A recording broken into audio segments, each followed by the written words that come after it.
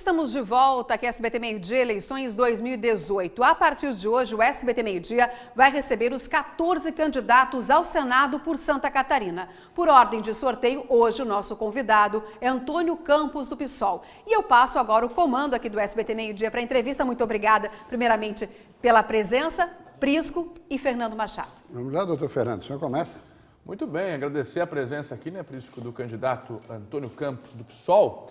E a gente foi estudar um pouco a vida do candidato, professor de matemática, agora atua como professor universitário.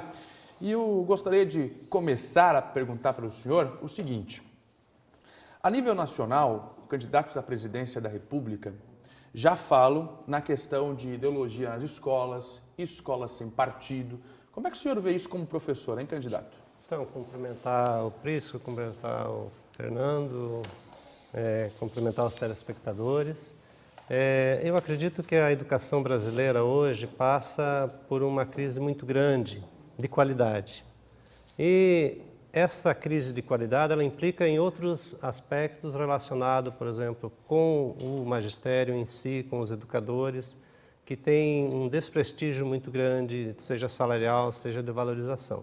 Entre esse desprestígio está o tolimento da liberdade do professor poder manifestar posições que, às vezes, são contraditórias na sociedade.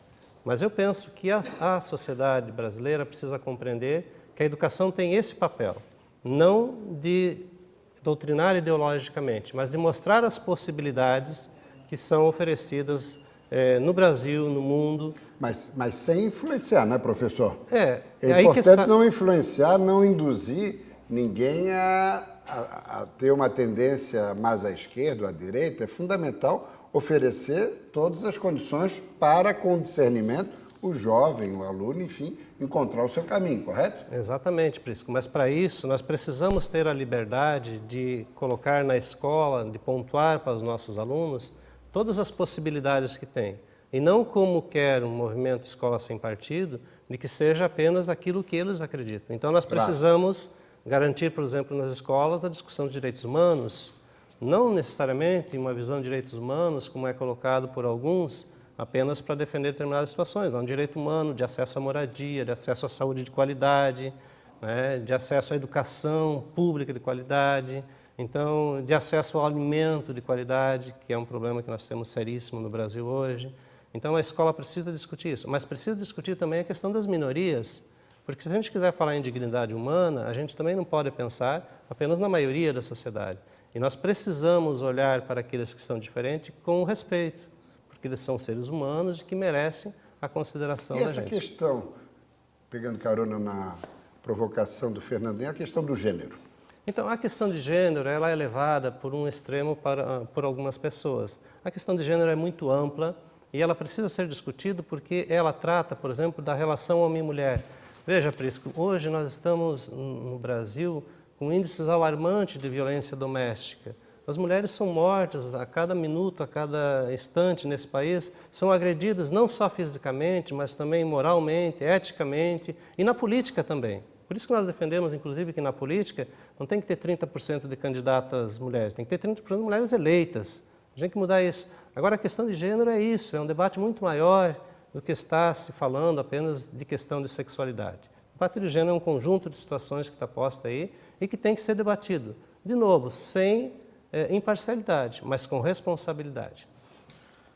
Ainda nesse quesito educação, envolvimento da sociedade, Santa Catarina, candidato, realiza há anos a Marcha da Maconha. Marcha da Maconha, e este assunto voltou no tema dos debates a nível nacional, principalmente entre os presidenciáveis, e já se fala até num plebiscito. O senhor, se no Senado chegar, daria sim ou não para a liberação da maconha? Veja só, não é uma questão apenas de legalização ou não. Primeiro, nós temos que olhar para os índices de violências que são postos e os elementos que fomentam a violência. Então, fomentar a violência, por exemplo, é no tráfico de drogas. Não é necessariamente uma liberação que a gente tem que construir. A gente tem que construir uma legalização, porque a maconha também ela tem indicado vários produtos derivados dela que são úteis à saúde humana. Então é preciso que o Brasil refaça esse debate.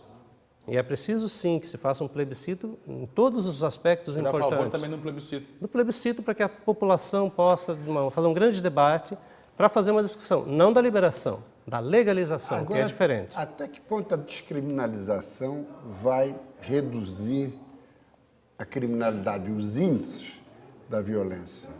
Prisco, é difícil a gente fazer estimativas dessa natureza, mas nós poderíamos olhar para alguns países, por exemplo, o Uruguai, onde houve uma redução comprovada da criminalidade relacionada ao tráfico de drogas, né? Que é um dos pontos fundamentais. Então, acredito que o Brasil, fazendo um grande debate, pode construir alternativas, repito, não de liberação, mas de legalização. Nós temos tantas drogas aí, farmacêuticas, o álcool e várias outras que são liberadas. Então, a gente tem que fazer um debate muito sério e sem moralismo nessa questão. Claro. Agora, para ficar bem claro ao nosso telespectador, que é eleitor em potencial, professor, o senador representa o Estado. Tá? São 3 senadores por Estado. Nessa eleição, vamos eleger 2. É o legítimo representante dos Estados. Quais são as prioridades, considerando Santa Catarina? Então, acredito que a primeira prioridade é a gente fazer com que o eleitor catarinense possa voltar a acreditar na política. E para isso nós precisamos, então, colocar novas propostas. Entre elas, é a rediscussão dos privilégios. E os privilégios são na área pública e na área privada. A área pública, por exemplo, são as grandes aposentadorias que nós temos que rever. E aí a gente tem defendido que mesmo que seja um direito adquirido, quando são injustos e imorais, a gente tem que rever. Então, esse é um ponto que afeta drasticamente, inclusive a aposentadoria de ex-governadores, né? Nós consideramos um privilégio, as grandes aposentadorias. E no setor público nós temos um problema muito sério, que é a desoneração feita às grandes empresas pelo governo federal e também a isenção, diversas isenções concedidas, o que impacta diretamente no Estado. Então é preciso fazer essa eliminação de privilégio e também a gente precisa fazer uma rediscussão no nosso sistema tributário, porque hoje quem paga imposto é o pobre e o 1% mais rico não paga e as grandes empresas também não. O trabalhador e a classe média. Exatamente. As grandes fortunas, o sistema financeiro nacional ficam preservados e blindados. Exatamente, por isso que se a gente considerar, por exemplo, tudo o que seria possível arrecadar da sonegação e também das grandes fortunas, das grandes empresas, da desoneração e das isenções fiscais, Santa Catarina e todos os municípios seriam muito melhores. Vamos falar então de aposentadoria, candidato. Reforma da Previdência. A gente tem um estudo que em 2060, 2065, as pessoas vão viver 84 anos de idade, ou seja, a expectativa de vida será maior. Por outro lado, as famílias estão deixando de fazer filhos, essa é que é a grande verdade. Inclusive, o número de alunos em escolas já é menor.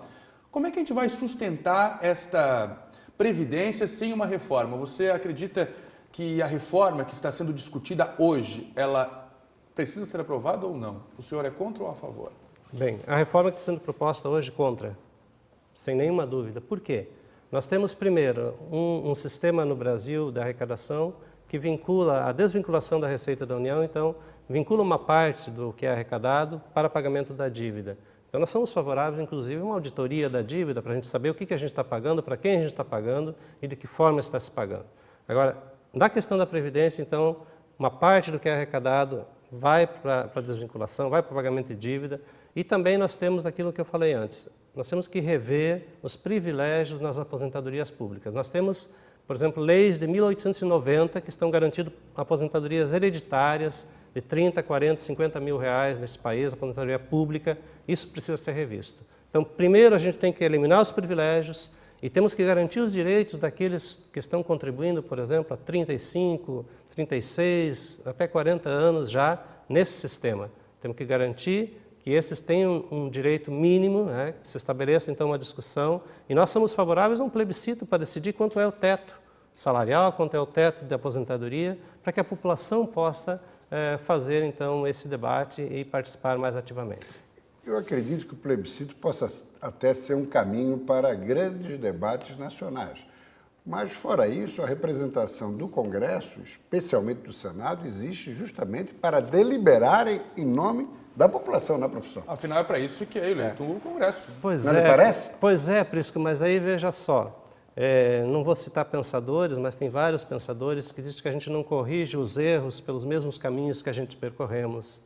Então, e Beccaria dizia já em 1400 que quem tem privilégios não vai abrir mão dos privilégios para beneficiar os direitos dos outros.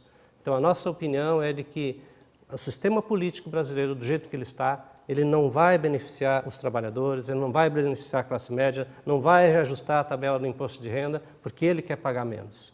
Então, eu não acredito que só pelo Congresso Nacional a gente vai conseguir garantir esses direitos que a gente está pleiteando. É preciso mais envolvimento. E uma Constituinte exclusiva?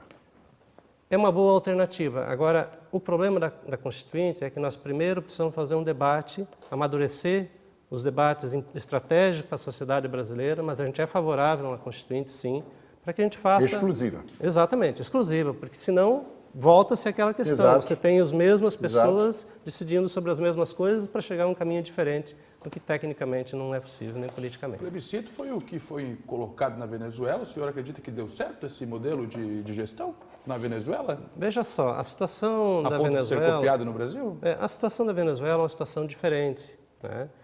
Primeiro, nós partimos de um pressuposto que o Brasil não pode copiar modelos.